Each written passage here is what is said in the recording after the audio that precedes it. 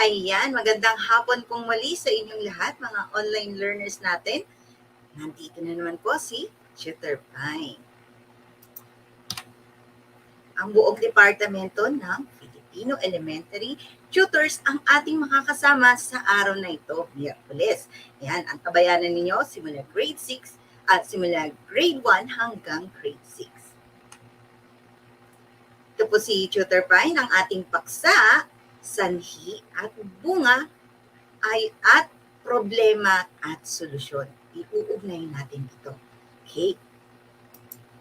At i-recognize po muna natin ang ating mga online learners. Ayan, pagbati po, Enrico Dalupan. Magandang hapon po, Tutor Pine. Yan, Enrico Manuel T. Dalupan. Cassandrea Bravo, nandito din po. From Gamo Central School, grade 6, Mahogany. Yan, still watching Depet Itulay Live. Okay, Adrian. Yan, si Adrian, lagi ko na nakaantabay kay Tutor Pine from San Pedro Villa Concepcion Elementary School, Rojas East District, SDO, Isabela. Okay, shout out din sa kanyang advisor, si Ma'am Sonny Bicarme Rarama and Principal Sir Rodelio Domingo. Okay, nandito din, Arian. Ayan, kamusta, Arian? Sa Sorsogon. Ayan, watching from Sorsogon Eastern Central School. Okay, grade 6, SPJ. Okay, Cassandrea. Ayan, nandito din. Si teacher niya, si Ma'am Anastasia Morillo. Ayan, advisor ni Cassandrea Ludicia Bello. Good afternoon po sa mga taga-Gamos Central School. Okay po. Atin na simulan ang ating aralin sa araw na ito. Yan, kami ni Tutor Alvin from SDO Pangasinan po siya. At Tutor Pine, SDO Imo City para sa Filipino 6. Yan, Miyerkules, alauna ng hapon. Ang ating lingguhang gabay ng mga paksa sa ika-4 na markahan, ika-6 na lingguhan tayo ngayon. 6 week na po tayo. Yan, ilang weeks na lang ay magtatapos na po ang ating school year. Sanhi at bunga, problema at solusyon. Yan ang ating paksa.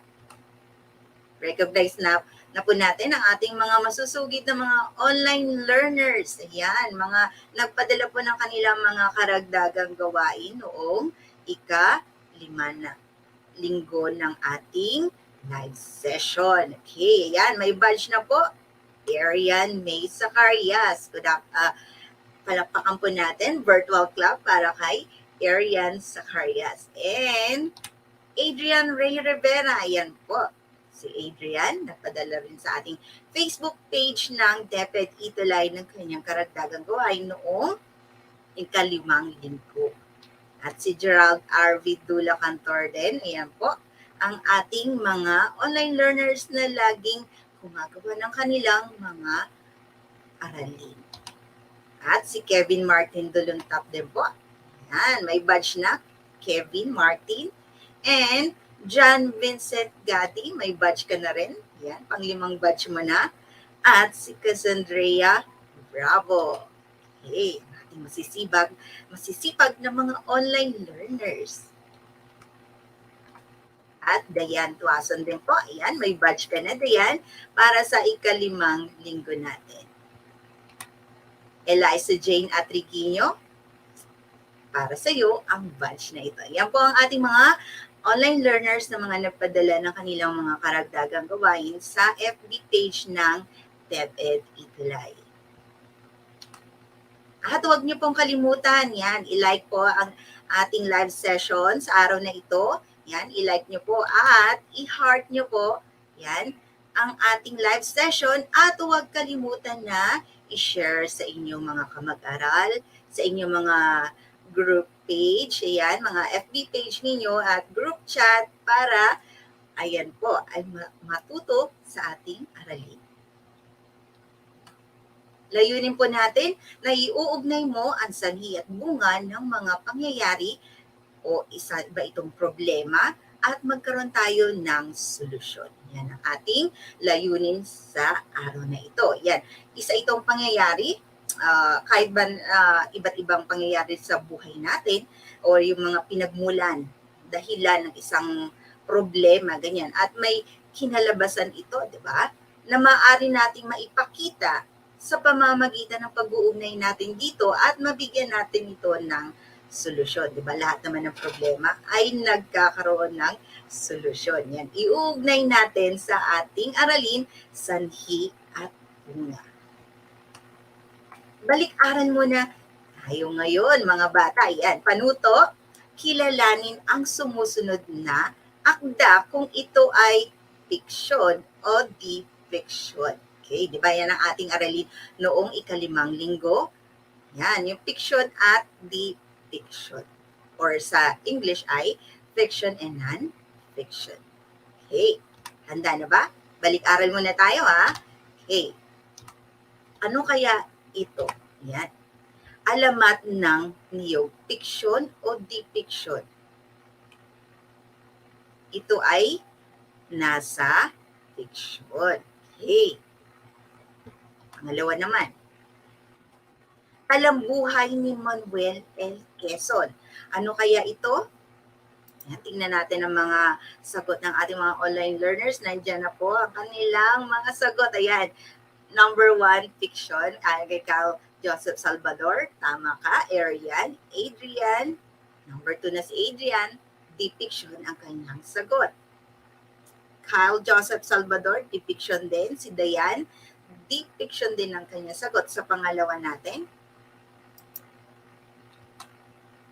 tama po. Ito ay di-fiction ang talambuhay ni Manuel L. Quezon. Okay. Nangyari talaga ito. Kaya di-fiction siya. Okay. Ito naman, si Pagong at si Matsing. Okay. Di ba alam niyo yung kwento na yan? Ano kaya ito? Fiction o di-fiction? Si Pagong at si Matsing. Tatlo na po tayo. Yan. Seya Kalata, good afternoon. Ayan. Gwyneth Angeline Legaspina Tolentino. Di-fiction ang sagot niya sa number 2. Tama ka. Pangatlo na tayo. Cassandrea, fiction. Arian, fiction din ang sagot niya. Tama. Ito ay isang fiction na kwento. Okay. Ikaapat naman.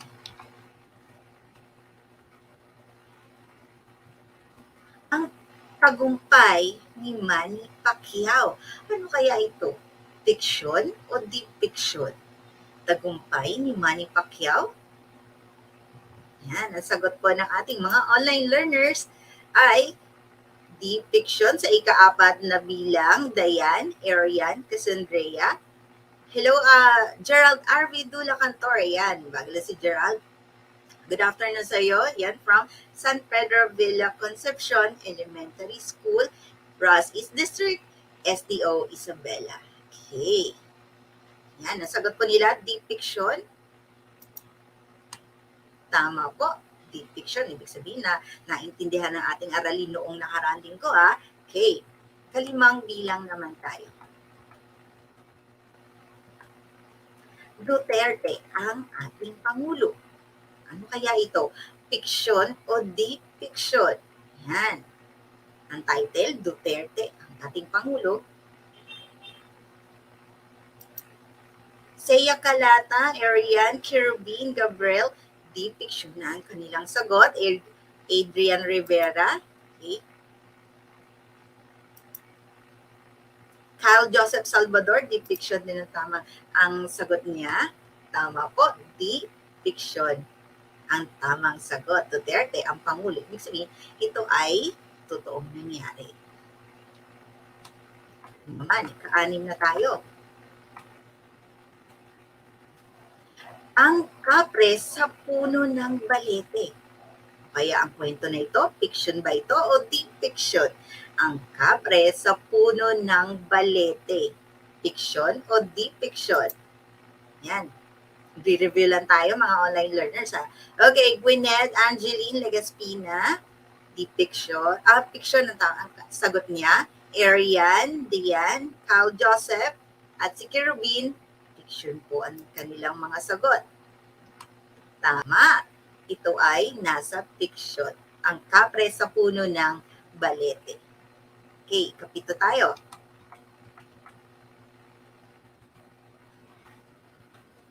Ikalawang digmaang pangdaigdig. Kaya ito, ano ba ang kwento na ito? Fiction ba ito o di fiction? Ikalawang digmaang pandaigdig. Fiction o di fiction? Cassandrea, di fiction. Cherubin, di fiction din sa sagot niya. Gwyneth Angeline, di fiction. Tama po. Ito ay nasa di fiction. Ikalawang digmaang pangdaigdig. Sumunod naman, mga epekto ng pandemya. Ano kaya ang kwento na ito? Fiction ba ito o di fiction? Totoo ba ito nangyari o hindi? Okay? Mga epekto ng pandemya. Di fiction, Arian May Zacarias, Gwyneth, Cassandrea, Seiya Calata, di fiction. Okay, yun 7 niya pala yan. Okay. Dayan Tuason, di fiction. Tama, ito ay nasa di fiction. Okay, dalawa na lang. Ang leon at ang daga. Ano kaya ang kwento na ito? Fiction o di fiction? Ang leon at ang daga. Nabasa niyo na ba ang kwento na yan?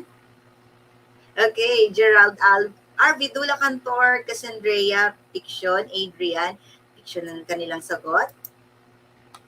Tama, ito ay nasa fiction. At pinakahuli naman, last na tayo,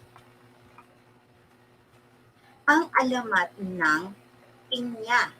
Ang alamat ng pinya, ito ba ay fiction o di fiction? Yan, ikasampu na po tayo. Fiction po ay kay Cherubin, Arian, Cassandrea. Tama, alam kong perfect ang nakuha mga score ng ating mga online learners. Ayan, dahil na intindihan nila ang ating aralin noong nakaraang linggo sa fiction at di fiction. Okay, virtual clap sa ating mga online learners. Subukin naman natin ito. Punan ng angkop na sanhi at bunga ang mga kahon kaugnay ng sinundang detalye. Unawain ang mga impormasyong nasa diagram at sagutin ang mga tanong tungkol dito. Lahat ng sagot ninyo ay tama, okay? Sa inyong magmumula ang ating mga sagot. Sanhi nito, mahilig siya maglakwatsa. Ano kaya ang bunga nito? Tingnan nga natin. Mag-isip ang ating mga online learners. Ano kaya magiging bunga? Yan. Kapag mahilig ka maglakwatsa, ang pangyayari ay nasa COVID-19 pa rin tayo. Okay? Na pandemic. Okay. Yan. Gerald Arvidula Cantor, hello. Ayan. Cassandrea nagkasakit. Ayon sa kanya, di ba? Yung pwedeng maging bunga. Mahilig siya maglakwatsa. Pero, di ba, nasa COVID-19 pandemic pa tayo ngayon. Hindi nyo alam, meron pang pwedeng kapitan ng sakit na ito. Bunga mahawa ng COVID-19. Ayan, ayon kay Dayan Tuason, di ba? Kung mahilig siya maglakwatsa, yan ang maaaring maging bunga. Gwyneth, mahawaan ng COVID. Yan, pare-pareha sa sagot nila. Okay, yan ang pwedeng maging bunga kapag ang sanhi ay mahilig maglakwatsa. Tama ang ating mga online learners. Ito naman, pangalawa. Kung ang sanhi, ang bunga ay hinuli ng pulis, nasa COVID-19 pa rin tayo na issue ha. Okay, hinuli ng pulis. Ano kaya maging sanhi nito? Yan, sa inyo manggagaling ang sagot na ito. Yan, sanhi. Ano kaya maging sanhi nito? Bunga niyan, hinuli ng pulis. Yan, tingnan natin ang sagot ng ating mga online learners sa ikalawang bilang na tayo. Lumabag sa batas. Yan, ayon kay Arian. Yan ang sanhi, ang bunga niya, hinuli siya ng pulis. Okay, tama. Walang suot na face mask. Very good, Cherubin. Galing, di ba? walang suot ng face mask, yan ang sanhi, kaya siya hinuli ng pulis. Di ba lagi tayong sumunod sa mga protocols na laging magsuot ng face mask. Kay Gwyneth, hindi sumunod sa health protocols. Cassandrea, nasa labas na wala yung face mask. Okay, yan, di ba? Gagaling ng ating mga online learners. Walang suot na face mask. Yan ang mga pwedeng maging sanhi. Lahat ng mga sinagot ninyo ay tama. Ha? Kasi sa inyo magagaling ang tamang sagot. Okay, pangatlong bilang tayo. Ito naman, meron ng sanhi, gumagamit ng face mask. Ano kaya ang bunga nito? Nasa COVID-19 pa rin tayo na pangyayari ha. Okay, sanhi nito, gumagamit siya ng face mask yan kapag lalabas. Ano kaya ang pwede maging bunga nito? Ikatlong bilang na po tayo, okay? Ayan. Nag-iisip na ang ating mga online learners. Good afternoon sa iyo. At sa mga nanonood, yan, sa Bukandala Elementary School din po, shout out sa ating mga teachers and students. Okay. Yan, ikatlong bilang upang makaiwas na makasagap ng virus. Ayon kay Kirubin, ang galing, Kirubin, ligtas sa virus, yan ang magiging bunga. Maganda din, okay? Mababa ang posibilidad na mahawa. Very good, Gwyneth. Kyle Joseph Salvador, maprotektahan sa COVID-19. Hindi siya mahahawa ng sakit. Ayon din kay Diane Tuason. Si Seiya Kalata, di mahawaan ng COVID-19. Tama, gagaling ng ating mga online learners, di ba? At ikaapat na bilang naman. Ano kaya ito? Ano ang magiging sanhi dito kapag ang bunga ay sumama ang kanyang pakiramdam? Yan, sumama ang pakiramdam niya. Ano kaya ang dahilan nito? Sanhi yun. Ano kaya ang dahilan? Pwede mag-isip. Ayan. COVID-19 pa rin ang ating paksa dito na pangyayari. Okay, makakaiwas sa anumang virus. Okay, tama, Gerald R. Bitulacantor. Ika-apat na po tayo. Ano kaya ang pwedeng maging sanhi nito? Bunga niya ay sumama ang kanyang pakiramdam. Okay, dahil hindi sumunod sa health protocols. Ang bilis-bilis ni Kirubin, di ba? Okay, nahawaan sa COVID. Ayon kay Seiya Kalata, Cassandrea Bravo lumabas na walang face mask. Kyle Joseph Salvador, nakisalamuha sa maraming tao. Okay, diba? Ang gagaling ng ating mga online learners. Ayon din kay Diane Tuason, hindi nagsuot ng face mask. Kaya siya ay sumama ang kanyang pakiramdam. Okay, tama. At ikalimang bilang na tayo. Ang sanhi nito, naghuhugas ka ng kamay palagi. Yan. Naghuhugas ka ng kamay. Ano kaya ang pwedeng maging bunga nito? Palagi ka naghuhugas ng kamay? Ano kaya ang pwedeng maging bunga? Kalimang bilang na tayo. Gwyneth, ang galing. Nakasalamuha ang mga may sakit. Okay, yan kaapat na bilang na kanyang sagot. Kyle Joseph Salvador. Ayan. Yan, nagtatype na ng ating mga online learners. Ang bilis ni Kirubin upang makaiwas sa sakit dulot ng virus. Okay, maliligtas sa mga sakit, sabi ni Kyle Joseph Salvador. Diane Tuason, makakaiwas sa COVID-19. Or yan kay Seiya Kalata, makakaiwas sa germs. Diba? Kahit hindi natin nakikita, yan. Laging may germs kapag meron ka nahawakan na marumi. Okay. Gerald R. Bitulacantor, makakaiwas sa anumang virus po. Hello, Jeanette Berame. Hello po. Gwyneth Angeline Legaspina, magiging malinis laban sa germs at bacteria. Diba? Gagaling ng ating mga online learners na mag-isip kung ano ang pwedeng sanhi at pwede kung ano yung magiging bunga nito. Okay. Tuklasin natin ito. Ibigay ang maaari namang maging bunga ng sumusunod na sanhi. Ano kaya ang pwede maging bunga nito? Alam kong makaka-relate kayo dito. Ayan, paglalaro ng online games naman, ano kaya ang pwedeng maging bunga kapag naglalaro kayo ng mga online games, di ba? Naglalaro kayo, di ba, mga online learners? Ayan. Iisa-isahin po natin, titingnan din natin ang inyong mga sagot. Kung pwede rin ito maging advantage at disadvantage, di ba? Na pwedeng makatulong sa inyo at minsan ay kakasama din. Okay, ayan, magiging sasakit ang ulo, sabi ni Cassandrea. Ayan, magkakasakit. Maaring mawala ang focus sa pag-aaral. Ayon kay Kirobin. Diba? Adrian Rivera, sasakit ang ulo. Tama, diba? Minsan talagang kapag mahabang oras or mahaba yung paglalaro mo ng mga online games, hindi mo na napapansin na ilang oras ka na palang naglalaro, diba? Okay, yan, makakasama sa kalusugan. Yan ang mga pwedeng maging bunga at tama din kayo. Yan, sasakit ang ulo ninyo. Mapapabayaan ang pag-aaral, diba? Yan ang mga pwedeng maging bunga sa paglalaro ng mga online games. Ano pa? Magiging mainitin ng ulo. Yan nga, sabi nyo din, ay sasakit ang ulo ninyo. Diba? Kasi nakatutok yung inyong mga mata sa mga gadgets ninyo kapag nag-online games kayo. At meron ding iba ay advantage ito, nakakabawas daw ng stress. Diba? Panglibangan lang, pero dapat ay itansya nyo lang yung inyong oras sa paglalaro. At disadvantage, nakakasayang ng oras din minsan, di ba?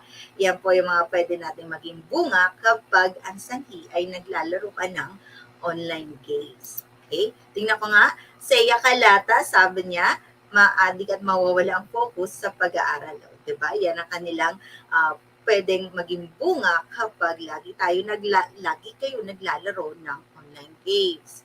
Lalabo po ang mga mata. Yan, tama. Diba? Magkakasakit po dahil hihina ang resistensya. Very good. Ayan, ang galing. Magkakasakit dahil hihina po ang resistensya. Tama. Magiging tamad po. Ayan, ayon kay Gerald R. Vidula Cantor. Diba? Kapag inuutusan ng magulang. Ayan, magiging tamad. Ayan po. Quinette Angeline Tolentino, mga kasama po sa kalusugan. Tama. Kapag nasobrahan. Okay. Pagpupuyat, ayon din kay Seya Kalata. Yan. Adrian, sasakit daw yung kanyang ulo. Okay. Suriin natin yan. Buhay ng isang mag-aaral. Yan ang pwede minsan ay mararanasan din ninyo. Diba? Sanhi, tamad mag-aral. Kapag tamad ka, bunga niyan, mababang grado ang iyong makukuha. Nagpupuyat sa paglalaro ng online games, yan, nagkakasakit minsan sa baga. Mahilig maglakwatsa, hindi ka makakatapos ng pag-aaral. Yan ang mga pwedeng bunga ng mga sanhi na sa buhay ng isang mag-aaral. Okay, napabayaan ng magulang minsan, di ba, kapag hindi na kayo naasikaso ng magulang, ayan, pwede ang maging bunga ay inaruga ng Department of Social Welfare and Development o DSWD. Yan, yung mga pwedeng sanhi at bunga sa inyong mga mag-aaral. Yan, masipag mag-aral, makakakuha ka ng mataas na marka. Tumutulong sa gawaing bahay kung walang pasok, syempre, bunga niyan, masaya ang kanyang nanay o mga magulang ninyo. Tinuturuan ng mga nakababatang kapatid sa kanilang aralin. Ano pwede maging bunga? Hindi nahihirapan sa pagsagot ang mga kapatid. Yan. Nanalo sa isang kilalang patimpalak. Anong bunga nito? Napagyaman mo ang talento mo, yan, nahasa mo, nagkakaroon ka ng lakas ng loob, ng experience. Yan. Mahilig kumain ng gulay at prutas. Siyempre, ano magiging bunga nito? Lulusog ang inyong mga katawan. Yan, isang halimbawa din na sanhi at bunga, tinambakan ng mga basura, mga ilog. Ano magiging bunga nito? Magkakaroon tayo ng bumaha nang dumating ang malakas na bagyo. Hindi sumusunod sa mga batas trapiko. Ano ang pwede maging bunga nito? Na aksidente sa kalsada. Suriin natin ito. Ang ugnayang sanhi at bunga, Yan, problema man at solusyon ay ilan sa mga pangyayari na maaaring nating ilahad sa isang diagram o sa pamamagitan ng diagram at sa susunod na linggo, yan diagram din ang ating ifo-focus sa ating lesson. Okay? Napakahalaga ng malinaw na pagkaunawa sa ugnayang ito upang magiging malinaw din sa mambabasa ang nilalaman nitong impormasyon. Ang ugnayang problema at solusyon ay napakahalaga upang malaman ang pinagmulan. Yan, yung sanhi, diba? Na kinalabasan ng isang problema. Kung madaling nating matutukoy ang isang problema, mas malaki ang posibilidad natin na makaisip agad tayo ng solusyon, diba? Upang malutas ito. Yan. Ano ba yung tinatawag na sanhi? Diba? Sa English, meron kayong cause and effect. Diba? Yan, ang sanhi ay nagbibigay ng paliwanag kung bakit naganap ang isang pangyayari. Ano po yung sanhi? Nagbibigay ng paliwanag kung bakit naganap ang isang pangyayari. Yan yung dahilan. Ano ang mga hudyat na nagpapahayag ng sanhi? Pwede mong gamitin ang mga ito. Yan, sapagkat, dahil sa, dudugtungan mo na ng pangungusap mo, dahilan sa, palibhasa, ngunit, at kasi. Yan yung mga pwede natin ilagay sa ating mga pangungusap, yung mga hudyat na nagpapahayag ng sanhi. Okay po? At ano naman ang bunga?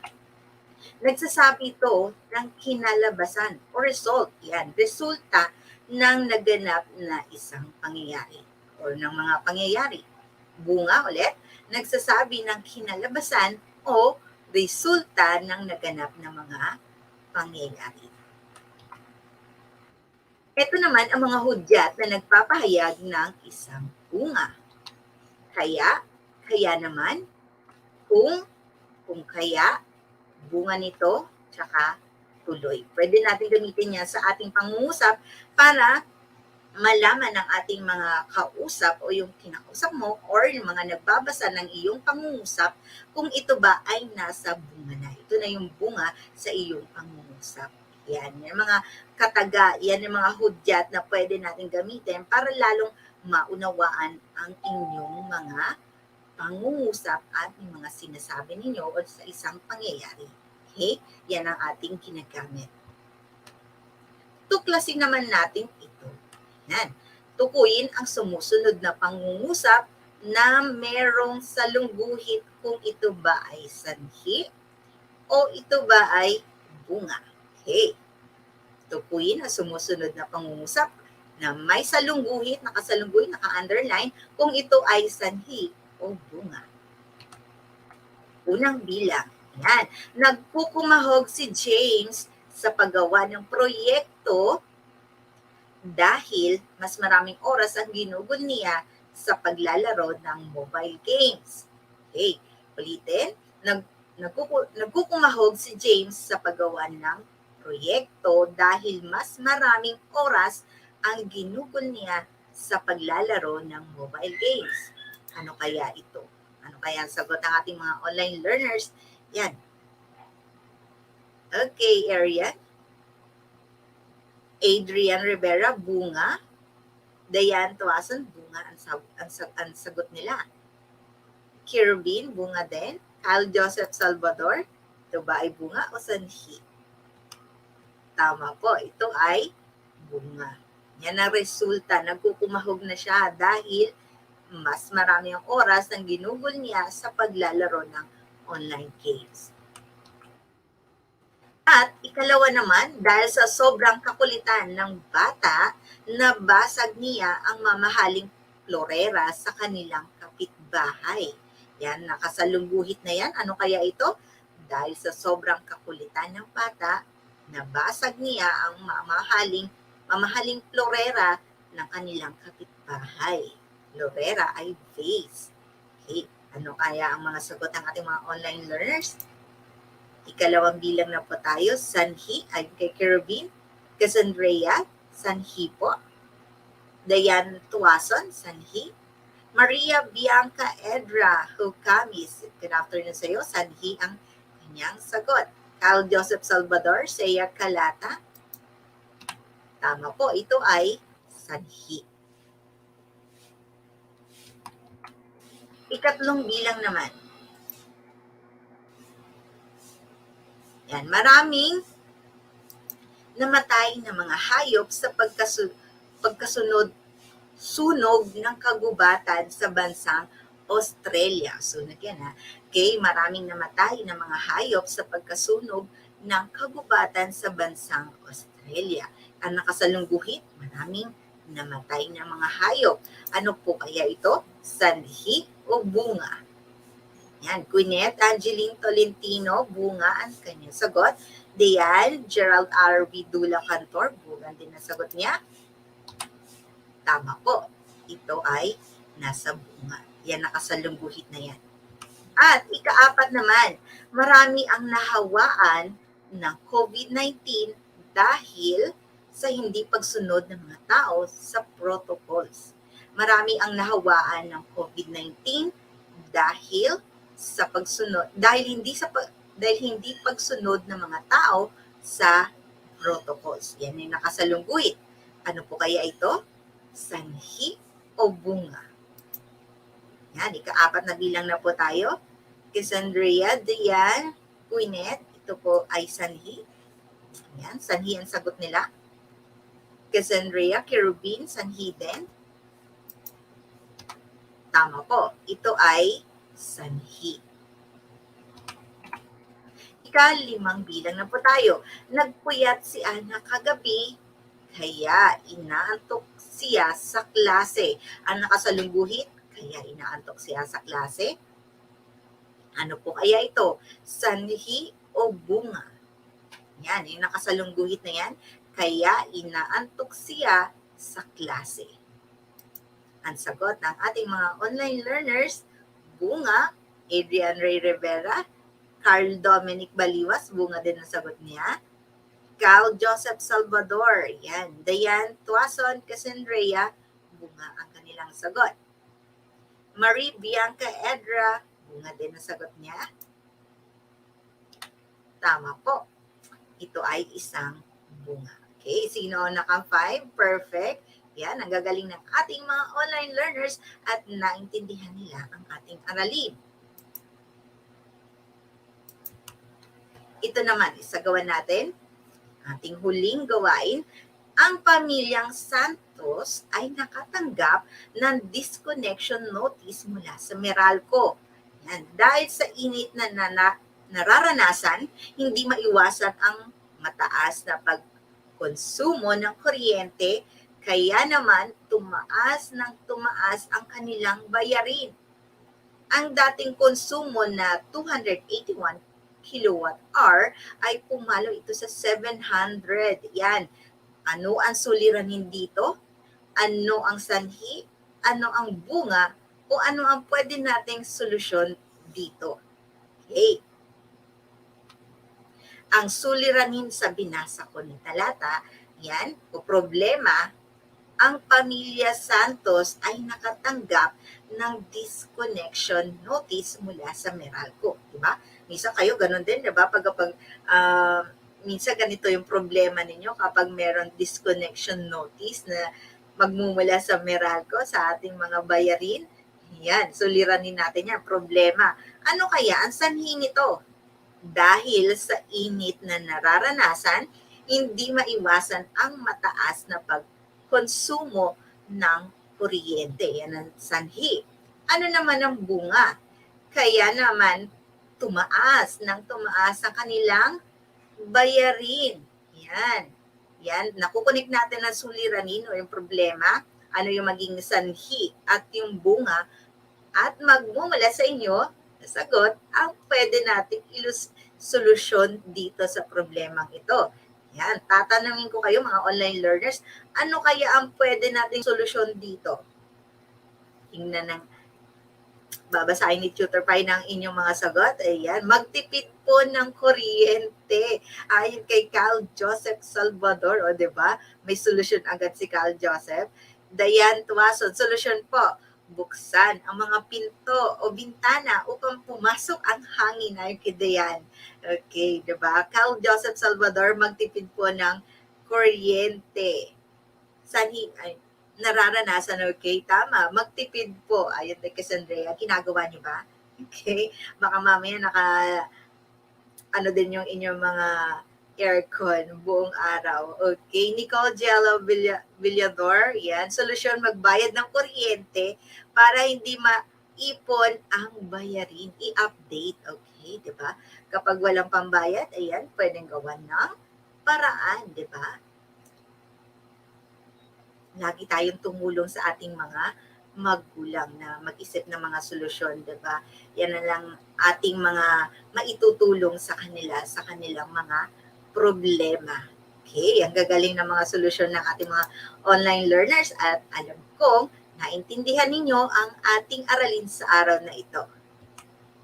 Para sa ating karagdagang gawain, ayan, karagdagang gawain na tayo, panuto.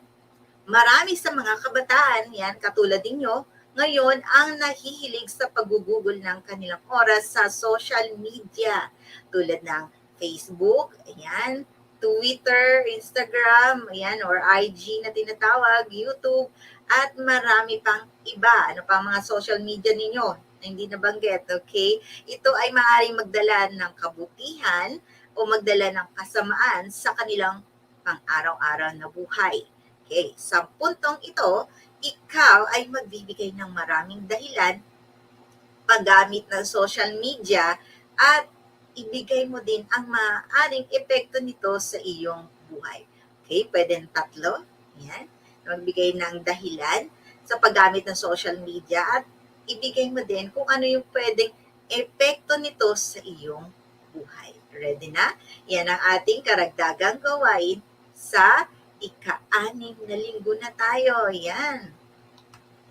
Ito po ang sabi ni Tutor Alvin, ang edukasyon, ang pundasyon sa mas matatag mong kinabukasan.